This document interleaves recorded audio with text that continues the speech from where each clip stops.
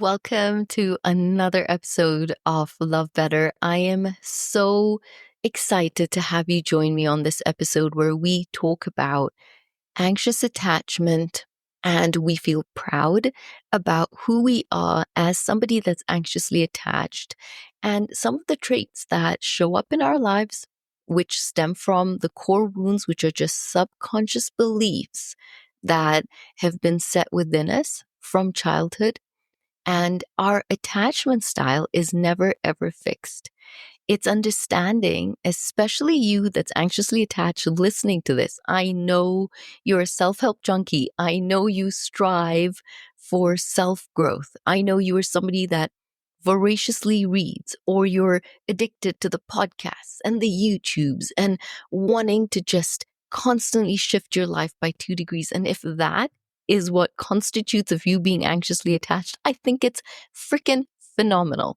I think it's amazing that you have a personality that is so hungry to want to grow and improve yourself by 2 degrees every single day. And the best part of you being anxiously attached is the fact that not only do you keep that information for yourself, you're somebody that wants to learn all of this and then you want to take it out there into the world and teach the people that you love. And I know if you are anxiously attached, one of the topics you are probably an absolute guru in is your partner's attachment style. And we will tackle that in the other episodes. But this episode is completely dedicated to who you are as somebody that's anxiously attached, the beautiful traits that you have, the devotion that you have, and then also being able to see that you do hurt and you do feel extremely lonely. And you do feel that sometimes this anxious attachment is something you want to run away from because you've never really had somebody in your life see you the way that you see your partner, you see your friends, you see your parents, and you see your siblings. You've never had somebody pause and give you the depths of love the way you give it to other people, especially in your intimate relationships. So if you are somebody that is looking forward to just sitting back right now, grabbing a cup of tea and enjoying this episode, because I promise you, at the end of this episode, you will either be wiping tears or feeling like you've come back home into your heart. And I will end this particular episode with a beautiful, small meditation to just bring you back into your heart and connect with your soul. So make sure you stay for the entire episode and get that delicious treat at the end of it. Now, the one thing I want to say about you being anxiously attached is I actually feel you have some beautiful superpowers that a lot of the times we look at as traits that are negative, or these are things you need to instantly work on. I actually think you have a couple of them that, when moved from an intimate relationship and focused into your own private life, career, studies, whatever it is that you're doing, at whatever age it is that you're listening to this episode, I actually feel it accelerates you. And one of those first traits I want to bring up is hypervigilance, because you are somebody that notices every single thing around you. You notice your partner's moods. You notice when they're off. You notice how they walk. You notice how they sit across you. You can feel the tension in the room. You, as a result of that, are constantly living in survival and on eggshells because you are always looking for a way to keep the situation beautiful, at peace, or you're either in so much deep conflict with the pain that you feel about something going on in your life right now and you want to share that, and you're hyper vigilant to, is my partner able to listen to it today? Is this the right time to bring it up? Is this the moment that I'm going to ruin the weekend or ruin the day? Do I keep quiet? But I can't keep quiet. And that's the conflict I feel inside because I know that in a relationship, I should be able to voice what I want and I deserve the kind of love that I give out, but I'm terrified to voice it. And so you are extremely hypervigilant, not only about your partner. If you pause to think about it right now, think about a time you've ever gone to a family setting, or you've sat in a meeting, or you've been around friends, and you notice when somebody feels bad, or you noticed when something was said the wrong way, or you noticed when somebody pulled back, or you actually noticed the person that doesn't take part in certain gatherings, and you're the person that fills in a gap or will lean over to go make friends with somebody to not leave them feeling left out. That hypervigilance is normally your nervous system constantly on alert and in survival mode, looking for when something could go wrong. And I want you to actually be able to turn that into a beautiful superpower, because you can use that in the boardroom. You can use that in a classroom. You can use that in different places in your life to get an edge up, because not only are you hyper vigilant to what's going on, you have the beautiful sensitivity and compassion and awareness of who you are and of your environment and the people in that environment. And I feel that is one of the most incredible things that can actually take you and lift you up in life. But if you are watching this episode, then you can see the massive smile on my face right now, because in order, beautiful anxious one, for you to excel at work, school, your career, your creativity, it requires you to be at peace with the relationship that you're in. And the relationship you need to be at peace in is the one within yourself. And you constantly feel that you can only ever be at peace inside of you if your intimate relationship is at peace. If it's finally where you want it to be. If it's finally loving you the way you want it to love you.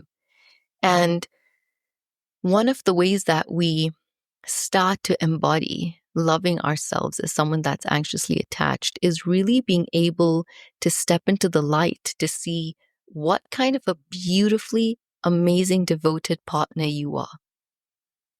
Because you're someone right now that's in a relationship and you are probably giving of yourself so much to the detriment of the fact that you've let go of a career, or if you are in a career, you cannot focus in it and excel if that relationship is not doing well, or you both have a fight or there's conflict. And I've seen this with people that are studying as well. When you are really focused on an exam or some of your work that needs to be done, and you end up having a fight with the person that you're in a relationship with, or they ghost you and won't text you back, you now cannot focus. You can't sleep, you can't eat. All you're thinking about is what you did wrong, what could go wrong. Did you say something that made things go wrong?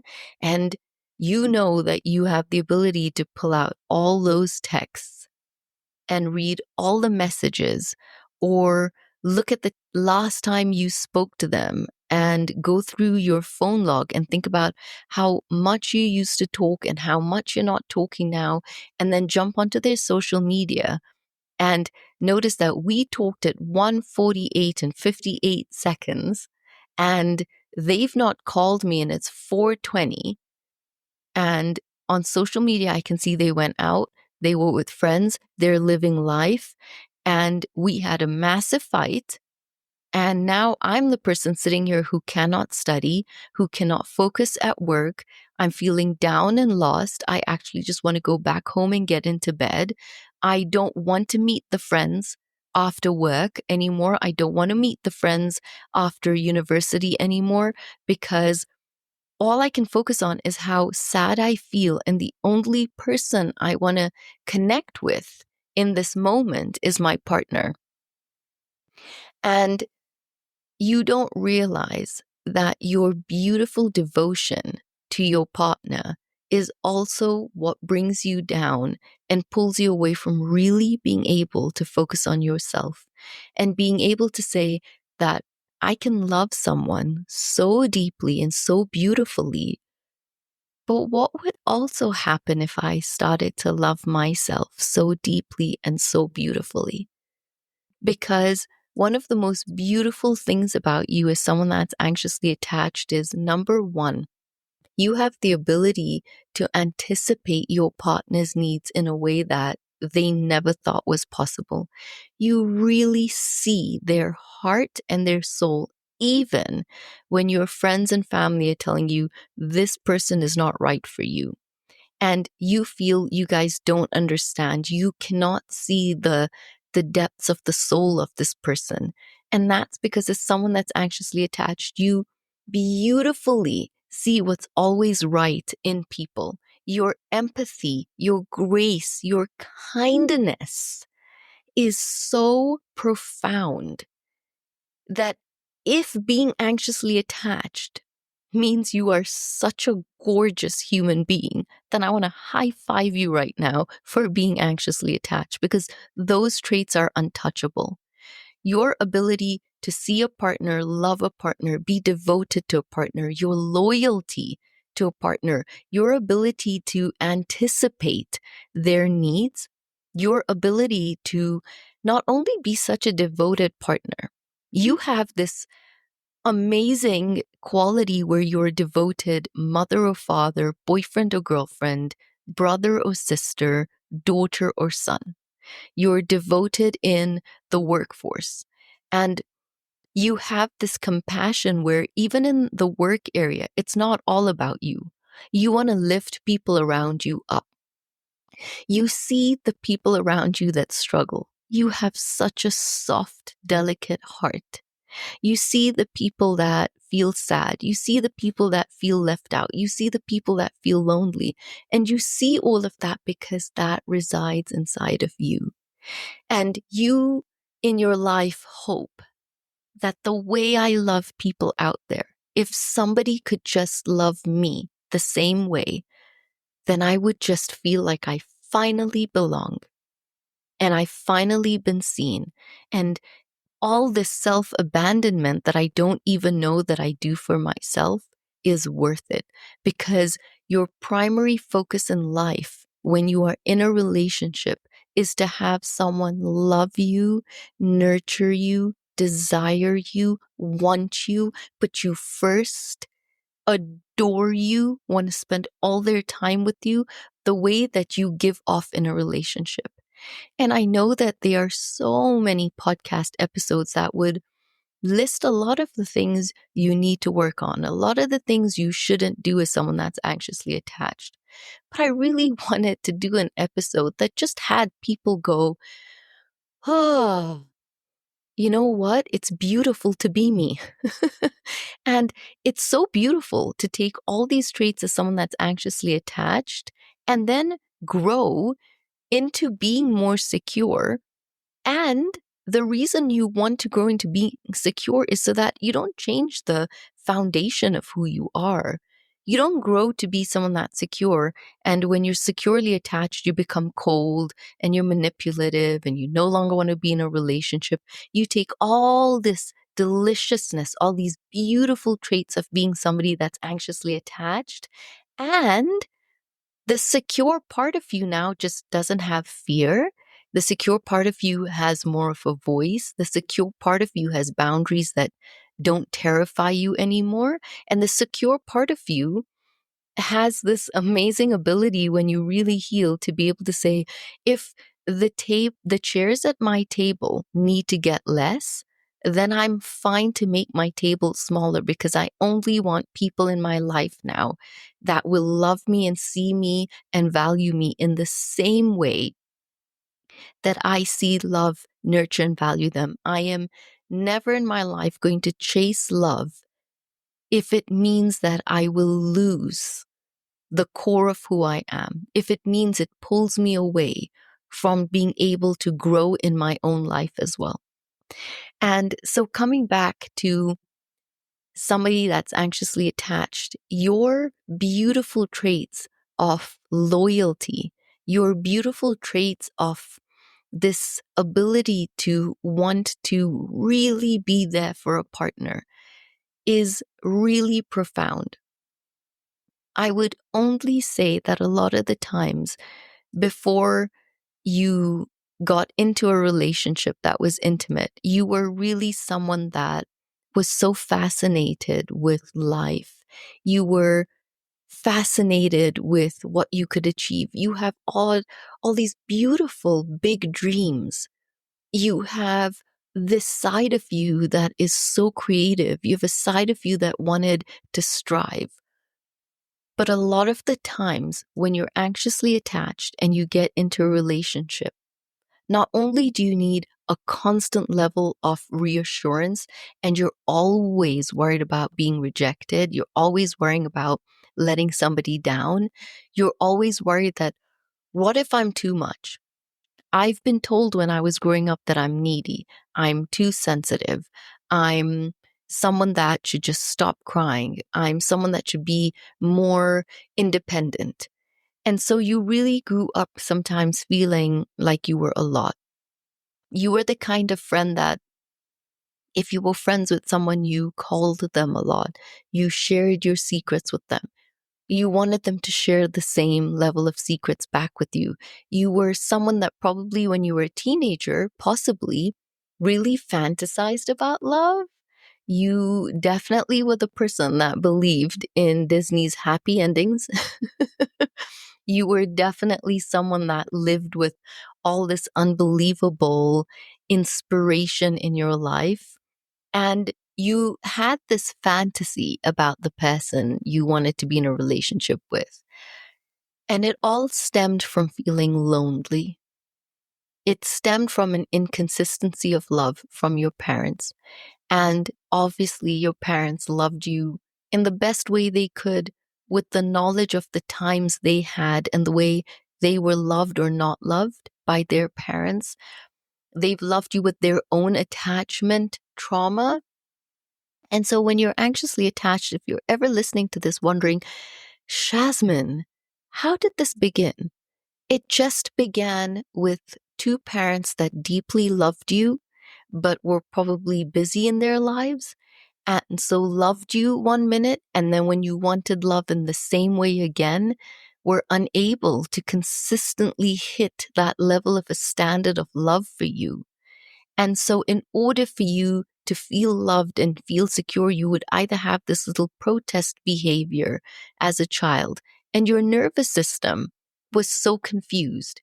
You were wondering, why? What do I need to do to just have love consistently given to me? And sometimes I don't have to do anything as a child, and I get seen and praised and loved and adored. And then other times when I really needed that kind of love and my nervous system needed that kind of soothing, my parent wasn't there to give it to me. And when you're really young as a child, obviously, like your brain doesn't have a reference or a way to be able to make sense of behavior that says, my parent had to go to work. My parent is busy having to do something like cooking and taking care of the other children or a sick grandparent in the house. And so you viewed that as, I'm not enough. You took that as rejection. You felt that in your core as deep abandonment. You took that in your core as I am not worthy of being seen. And so the pattern of the giver, the pattern of the doer, the pattern of the savior, the pattern of the rescuer, the pattern of the fixer, the pattern of the therapist, the pattern of the patcher began. And a lot of the times, anxiously attached people growing up were probably the child that was also very much a therapist to a parent, or a parent relied very heavily on that child to be seen and to be loved. And so the child, which is you, learned that in order to get love, I have to do something. It's not like the secure child who had big emotions and had a parent that really sat there and told them to self-regulate. As somebody that's anxiously attached, when you had big feelings, you were confused about, how do I make this okay? What do I do with these big feelings? If I brought them to a parent, they didn't sit down and teach me how to work through them. So you never learned how to self-regulate. That's how you learned to be codependent. That's possibly how you learned that you can only co-regulate. And that is why you need a lot of reassurance. And you need a lot of reassurance from external people. You need a lot of validation, because even if you do something and you're always getting praised for doing it, you feel that until a lot of people tell me that I'm worthy and what I do is great, and you feel it and have to hear it a number of times, that's when it sinks in. And even then, not really. And that's why a lot of the times when you get into a relationship with someone, you need a lot of reassurance. And a lot of people will think, oh, you need reassurance in how many times you have to hear I love you, and you need a lot of reassurance with someone texting you. But you just need a lot of reassurance with presence. You look for reassurance in how your partner shows up for you. You look for reassurance in the eye contact with your partner. You look for reassurance in lovemaking or the physical intimacy or having sex with your partner. You're constantly looking for reassurance in moments with your partner where you're trying to get really deep levels of connection. And you're only ever trying to get those deep levels of connection because you're probably with a partner that disassociates more and distances more.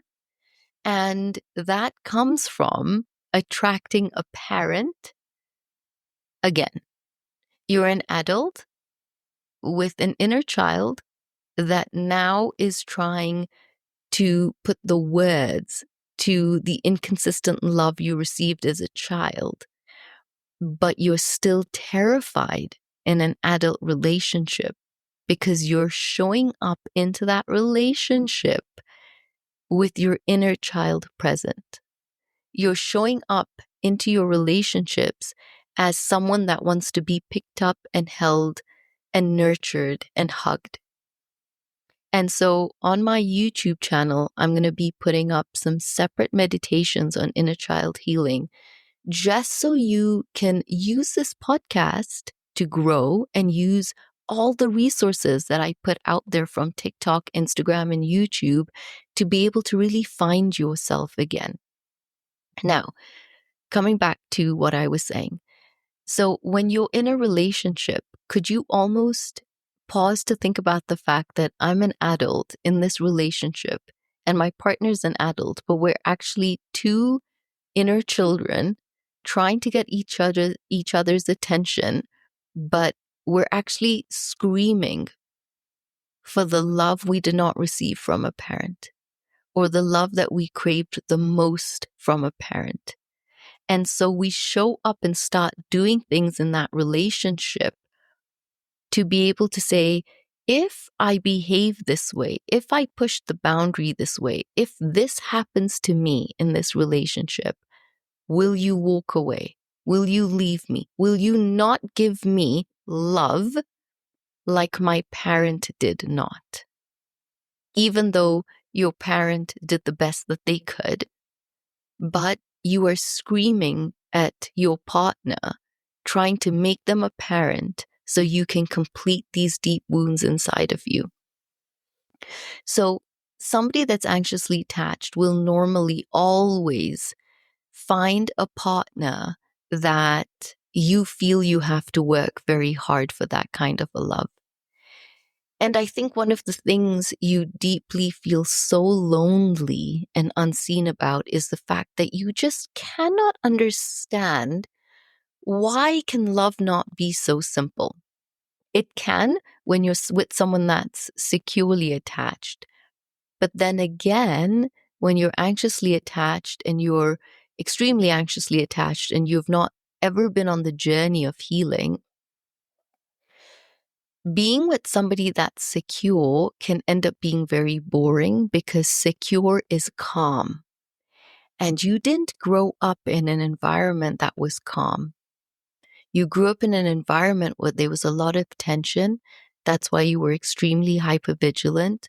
You grew up in an environment that you didn't really get seen a lot, but you were seeing everything else that was going on. You were seeing a parent not being loved. You saw a divorce. You saw a parent crying in private. You noticed the tension. You could see a parent struggling to be a parent and show up for you. And so, even in those environments, as someone that's anxiously attached, you must have felt, I don't want to be too much because I can see that I have a parent that's going through a lot. And I don't want to be the child that takes from them or wants more from them. And you probably had a parent that was just so exhausted emotionally, they didn't know how to just fill you to the beautiful level you need to be full. Because I want you to understand something as you listen to this episode. You are not too much. You are not too needy. You are a beautiful gallon that deserves to be filled with love to the brim, the way that you give and fill others with love to the brim. My deepest concern for you is I want you to just see how deserving you are of the kind of love you give other people. I want you to receive the love you give others from yourself. I want you to receive the love that you give others to yourself. You are always there. You're always anticipating. You are always being perfect. And I want you to know that it's okay sometimes to honestly be exhausted and not be exhausted in private and not have any shame or guilt that you feel burnt out.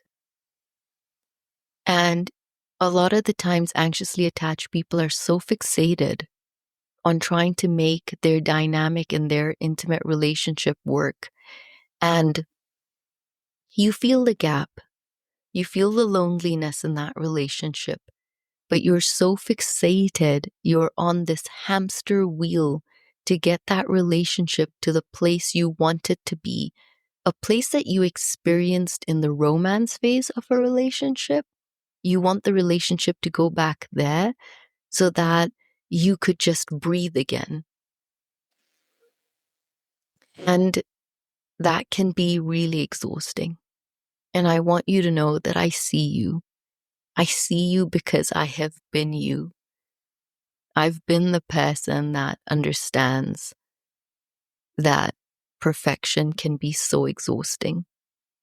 Perfection's to the point where you don't have the energy to come down and socialize sometimes, or when you're thrust in having to socialize after a massive argument, or you trying to be so perfect for your partner so everyone can have this amazing day because you feel that you want more out of that day, you want more closeness, and then you have this internal conflict inside of you of like, why do I want more? Why can't I settle? What's wrong with me? Every time I go ask my partner for more, they're always like, I'm not enough for you. And then you end up feeling guilty, like, oh my God, I'm making my partner feel like they're not enough. And then questioning that, is what I want enough? Am I asking for too much? And then there's this massive disconnection in the relationship. And you probably have a partner that pulls away and needs to breathe. And you need to just connect because you're terrified of being abandoned. You feel that conflict and disconnection means they will leave you, and you physically feel it in your body. You physically feel that your partner pulling away, not wanting to talk to you, or needing space means that you are not worthy, means you're rejected, means you don't know what to do in this isolation. It means that if you're not working on the relationship and you're not showing up for this relationship, you don't know who you are. because you've forgotten you're the person that dreams and has hopes and has a vision for their own future and is deserving of a beautiful life separate to the one of your relationship. And that doesn't mean you go out and have your own world and you go out and live your own life and you do go and study and want to have a career, that you will be a terrible mother or father and you will be a terrible husband or wife. That's part of the healing that we will get from this podcast. So part of the exhaustion I was talking about is the fact that now when you have to socialize, you almost feel so introverted because you know you have to go down and put a mask on and carry that relationship that you know is not perfect and all the cracks that show, because your partner is fine to be in a bad mood in front of people, is fine to disconnect with you in front of people, and you feel, I can't let anyone see that. I can't let anyone see that we're not okay as a couple. I can't let anybody see that we're not perfect. So you go and carry this perfection, and you could have had this massive argument with your partner, but now in front of people, you want everything to be okay. You don't want people to notice that you two are not connected, especially because if you've confided in some of those people, they've already told you that they don't feel this partner is the person for you. And so that has probably also led you to feeling even more lonely because you feel that you would talk to people because you're someone that needs external hope, external handholding in tough times. You've never learned how to self-regulate.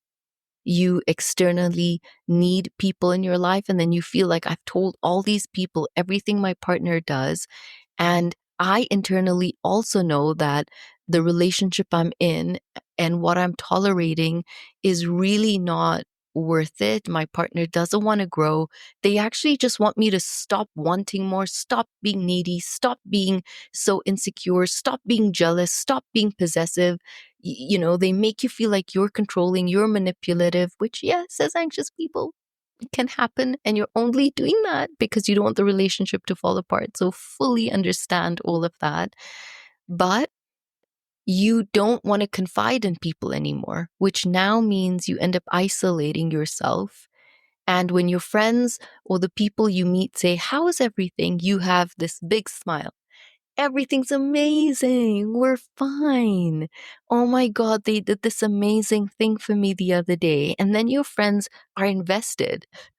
They are like, you are so lucky. And now you feel even more alienated, even more isolated, because now you think this relationship is bringing me down and I don't have people I can actually talk to. I don't have people I can confide in anymore because everyone thinks my partner is absolutely amazing. So, learning to be comfortable with disconnection is one of the most beautiful things I can teach you, because you equate disconnection to death. You equate disconnection to this physical pain in your body.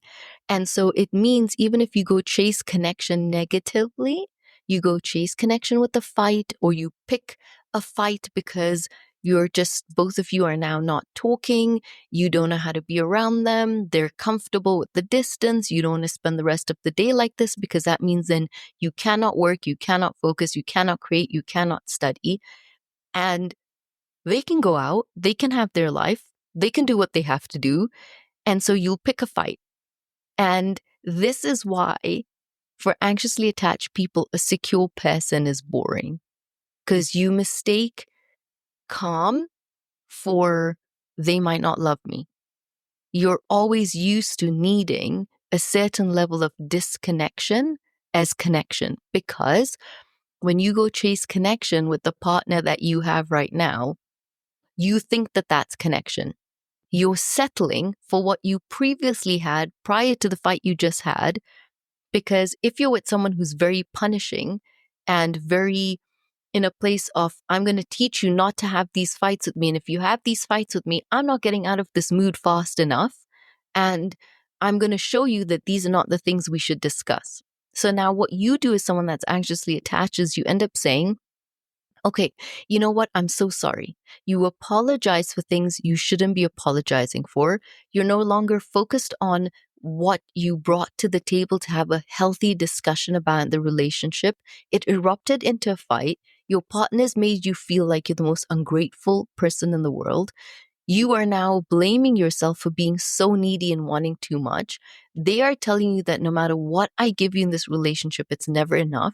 You end up thinking, what the hell is wrong with me?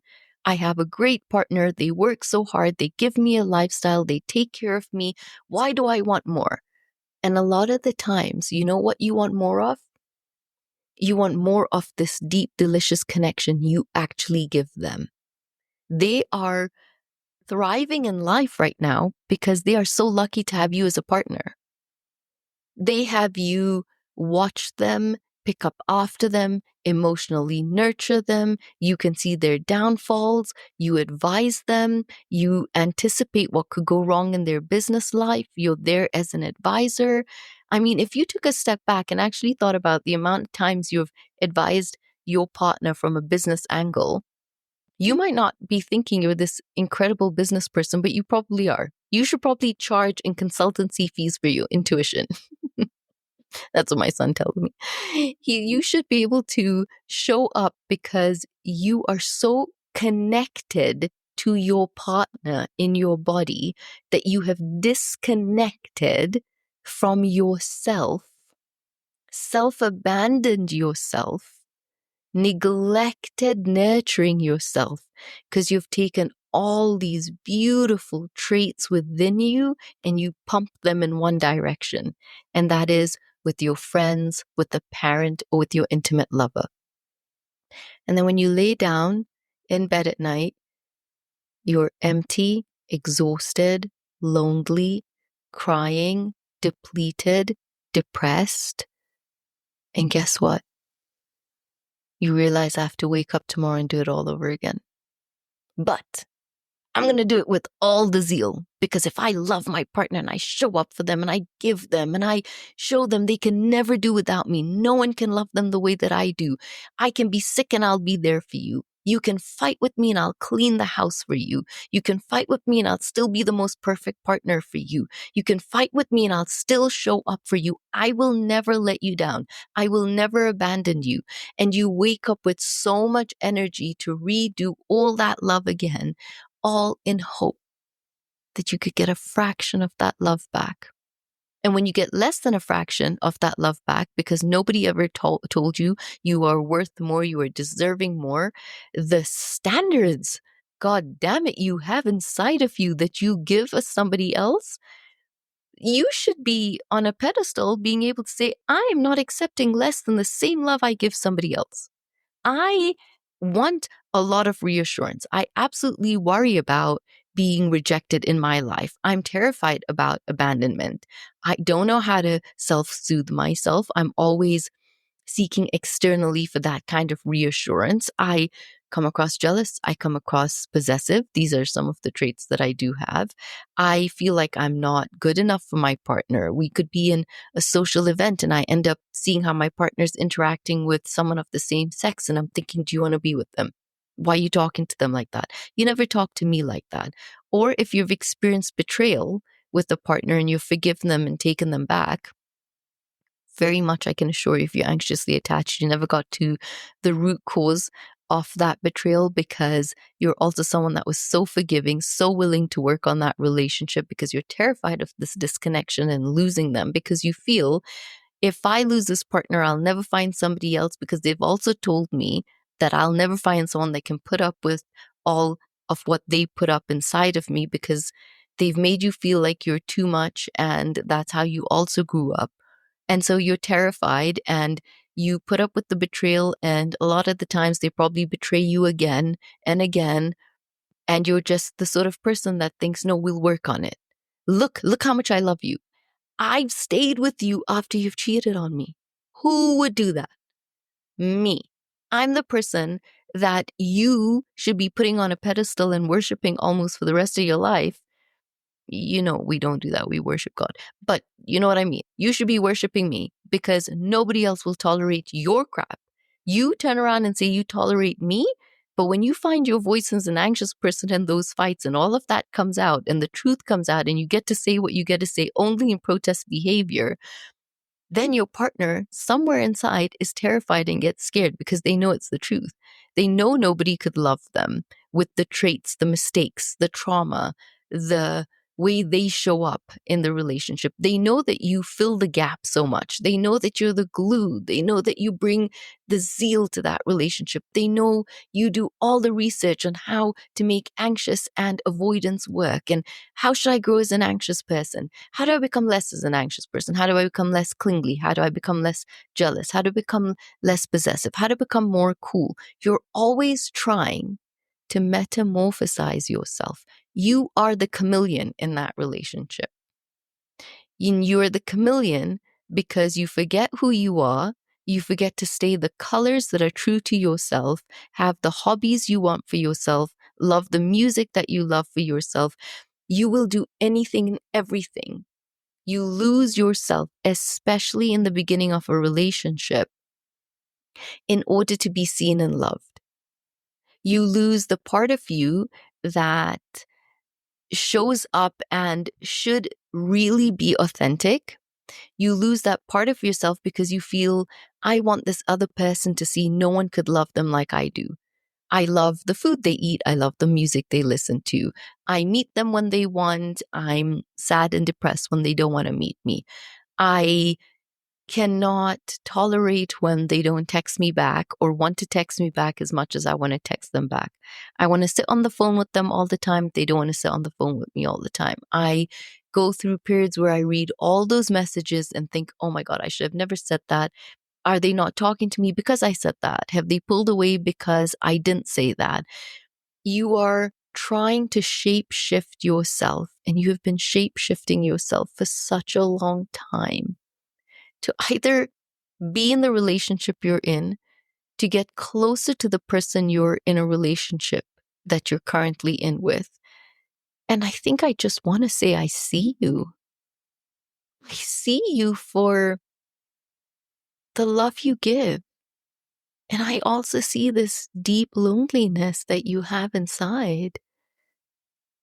I really see you for this remarkable person, this self-giving human being, this unconditional. You're the epitome of the word unconditional, not only as a parent, not only as a daughter or a son. You're really unconditional in your relationship. And the only reason you're constantly having conflict with your partner is because you do have a standard, is because you know you deserve more, is because you know you want someone to love you the way you love back, and it's not a fantasy. You shouldn't ever have to settle for someone who cannot have emotional conversations with you. You should not have to settle with someone that doesn't have the capacity to mend their betrayals with you. You should never settle for someone that screams at you, abuses you. Don't settle for the person that has a mistress or a mister and makes you feel guilty about it because you did X, Y, and Z. I know a client that I had whose partner cheated on her. She's allowed me to share this story. And her partner had cheated on her because she was very sick and very ill, and took her on a guilt trip that if you had not been sick and you had not been ill, look at the level of anxious attachment. If you had not been sick and you had not been ill, I would have never cheated on you. I would have physically been with you. But you couldn't physically be with me because you got sick. What did you want me to do? I'm a man and I have needs.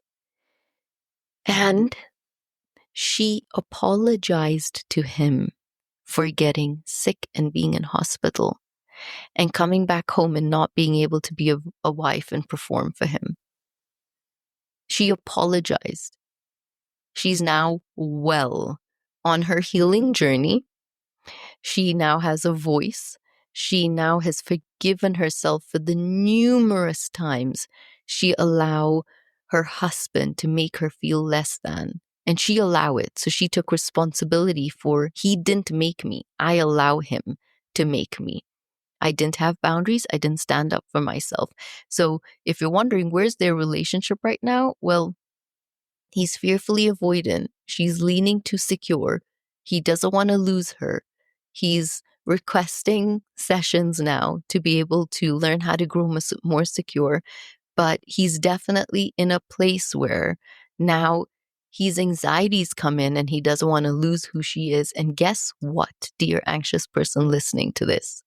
Your greatest fear of losing someone, if you find your voice again and use it and step into being authentic, you actually, a lot of the times, don't lose somebody that loves you. They start to have a lot of respect for who they fell in love with. Because when they fell in love with you, you had a voice, you were authentic, you had dreams, you shared them, you had a career, you were great in university, you were not so anxiously bubbled by someone pulling away and distancing and the natural triggers that only an intimate relationship will bring up so that you can heal.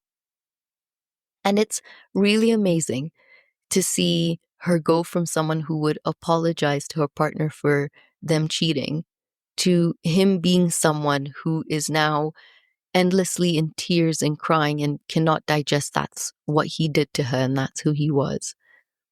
So if you're listening to this and you're anxiously attached, I know that a lot of the times, you feel comfortable wanting to be vulnerable and yet you don't. And I would challenge you that all this love you give, all this vulnerability that you want to have, all these fears you have, that you start to turn them back inside and focus on you. And you might be so focused on trying to get this relationship right that you've forgotten getting a relationship right with yourself is the most important place for you to begin. You don't have to go far. All this love, all this attention, all this devotion that you give someone else, I wonder if you only gave yourself 40% of that delicious energy back to yourself, you could validate yourself, you could reassure yourself, you could be true and vulnerable to yourself. You stop being exhausted putting up a front. You let go of this need of needing to be perfect, and you can start asking for help and not feeling weak and not feeling that the perfect partner, you have this persona, the perfect partner doesn't ask for help, the perfect partner does. But I want you to realize love doesn't come from you only doing and only serving and only giving, because Julian Turecki says so well, she says, givers should find givers. Givers should not be with takers. And your relationship sometimes is a lot of the times where it is because you've set the base for it. You've taught your partner bad behavior is okay. You have taught them that you'll enable it, you'll forgive it. Why? Because you've not got comfortable sitting with the disconnection. And I want you to listen to something I'm going to say really carefully. Disconnection, I'm so sorry if you can hear those beautiful birds. They're my kasukus. You are comfortable with disconnection and connecting back into disconnection because you don't really connect back into connection. Now, I'm going to say that again. You're already so disconnected to the partner you're with. You're trying to fill the gap to always get more connected to them. That's why you're always doing more and being more. When you have conflict and fights with them, you experience disconnection. In order to go back to just feeling connected to them again, you actually think that you settle for the connection you had prior to that fight. So you never really resolve anything because you can't stay in that disconnection. Your nervous system is on fire. You've not learned how to regulate your nervous system and work with it yet and breathe through it and move through the different stages your nervous system's going through. So you just are so desperate to go back and connect with them. But the connection prior to the disconnection was also disconnection. You're never really connected to your partner because you're just settling for allowing them to treat you a certain way and allowing the relationship standard to be what it is, even though the conflict is because you want the relationship standard to be so much more, but you're not assertive and then holding boundaries to what you're saying and then not moving from it. I've had anxiously attached people when they're healing their core wounds and they're healing their beliefs and then getting comfortable first with what boundaries are before they even practice them, because it's terrifying to have boundaries because you lose love. It's okay to lose your love, right? It's okay to be disconnected from yourself, right? It's okay to lose your dreams and your hopes, right? As long as we don't lose that person who's not seeing that you are losing yourself. And someone who's secure will see that. Someone who's secure will never allow you to lose who you are. Someone who's secure has endless tubs and buckets of love for you. They don't play games. They like you, they like you, they love you, they love you. They want to spend the rest of their life with you. You will feel it, you will know it. But that calm doesn't work for your nervous system. You are addicted to the highs and lows, the fights, the connection, disconnection, come back, go back at it, because you never really feel connected in that relationship. The only way to feel connected to your partner is to disconnect with them, to reconnect with them, and not really move anywhere in that relationship. The way that relationship grows is you get smaller, you lose more of your voice, you lose more of your shine, because that relationship teaches you the more conflict you have, the more you try to find your voice, the more you try to shine. All these fights, inevitably, they never solve anything. They don't show you that we can have this conflict and your opinions matter. What you bring to the table matters. I cannot have you go to sleep upset, angry, and sad and depressed. I cannot have you crying in the shower. I cannot have you crying in a toilet. No. You matter. And we're going to resolve how you're feeling until you feel connected and better. That's what you get with someone that's secure. That's what you get with an avoidant that's in coaching, therapy, and wanting to heal and sitting with their discomfort. Not somebody that's running away and feeling that the more you chase them, the more you're bringing discomfort into their life. So you have to start getting comfortable with, okay, we've had a fight, we're disconnected. What if I don't chase them? What if I actually instead, right now, while my body is on fire and my instinct is I rather be screaming, shouting, and fighting with them because then at least we love each other. That's our love language. I rather that than sit with my body on fire, the discomfort, go have a warm shower while I'm consciously breathing through what I'm feeling, placing my hand on my heart, telling myself that this is going to be okay, that I don't need to be shouting. I don't need to go into protest behavior. I understand my body is activated, but I'm going to self-soothe and regulate myself now. I will definitely do episodes where I teach you how to grow into being more secure and then teach you some of the beautiful meditations you can work with that actually I'm going to put on YouTube. So next time you do feel disconnected from yourself, I promise you that this coming week, I will put up a meditation on YouTube that if you're starting to feel activated, you can literally just go in, press play, and work through that meditation to get your nervous system back into the right place. So I don't want you using protest behavior anymore to be able to communicate or to be seen. I don't want you to come across controlling or pushy to get your agenda. I want you to step into a light where you know that your voice matters when it's calm. You don't need a neon flag to have your partner go, oh, okay, this is serious. Like my partner is now going to start screaming and shouting, and so I better listen. You need your partner to start respecting your requests when you ask for them from a really mature, level headed place. I want you to think about the parts of you that feel like I might not be good enough. I consistently feel excluded. I have this fear that I'm always not being liked. I have this unworthiness. And all of these traits that I have in my life, if you pause to think about what are the triggers, what makes me feel this way, it's normally when someone pulls away from you, even in friendships. It hurts you when you see a group of friends together and you weren't included, because you start to feel, was I not worth being in that group? If people really liked me, if I did more, if I was more of a value to them, they would have invited me. And then the result of that means your behavior is you now go and try to do more. You cook, you take gifts, you try to do whatever you can to fit in instead of feeling like I'm so worthy in my time and attention. And it's so nice they went and did something amazing. And when they call me, and maybe I might not even want to go.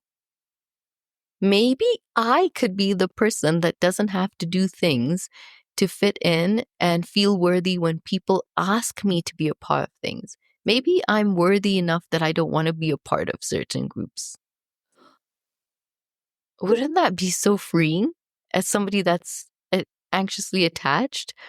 Also, one of the things you are not okay with in a relationship is inconsistency. Inconsistency in promises, inconsistency in communication, inconsistency in action, inconsistency in your sex life. You're either with a partner that, and I will really do attachment styles and sex for you. You are with a partner that, you know, has sex with you, doesn't make love to you, or you're with a partner that does not have sex with you, has pulled away, will not touch you, is probably addicted to pornography, and you have no idea. And you are just constantly worried about why they don't desire you, what's wrong with you, if you looked a certain way, if you lost weight. You're always beating yourself up in that relationship. You're just feeling undesired, unseen. And what do I need to do to be like X, Y, and Z? Maybe they've mentioned somebody they find attractive on TV, and it really does bring about such deep jealousy and pain for you. It makes you compare yourself to them. It makes you wonder that if you saw them and noticed them, I'm so invisible in this relationship to you. So, do I need to be like them? Do I need to walk like them? Do I need to have their level of confidence? And you're already feeling so low because you're so far away from being connected to your beautiful, authentic self that thoughts like that really bring you down.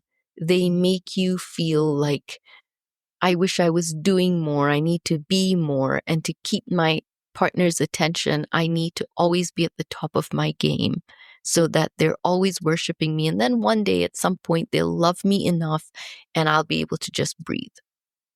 You're always feeling, that conflict will lead to abandonment, and there's a need for conflict because you're trying to get your voice across, and then there's this need for you to always apologize and say sorry and be the person trying to reestablish connection. Very often that connection is at the cost of letting the argument go, pushing everything under the rug, and constantly building this relationship on a foundation that's just waiting to topple over. And the truth be told, it's only not toppling over because of you. You're the freaking glue. Do you understand there'd be no relationship if you didn't put in the effort you put in? Do you understand there'd be no relationship if you didn't show up the way you do? Do you understand you are your partner's greatest fear? Your partner's terrified of losing you. They know they will never find someone like you. And I want you to be able to think about the fact that I am someone phenomenal. I am someone great. I am someone worthy. I love like a penguin because penguins pair for life. They are loyal. Those beautiful penguin partners actually practice with a piece of ice in their feet before their female hands over the egg to them. They practice as a couple, as a team, with a piece of ice so that the male penguin can get holding the egg right, and that egg should not touch the ice because the baby inside it will die. That's how you love. And that's the kind of male you want in your life.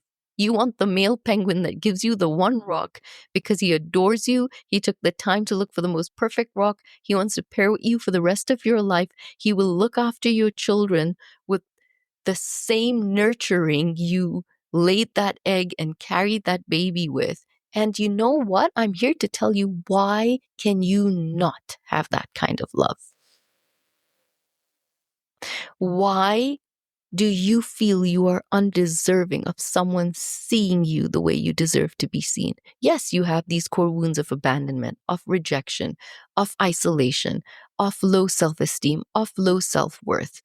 Yes, you have triggers of someone pulling away. You are terrified of inconsistent behavior. Yes, you cannot tolerate broken promises. Yes, you don't like someone not approving you, validating you, seeing you, reassuring you.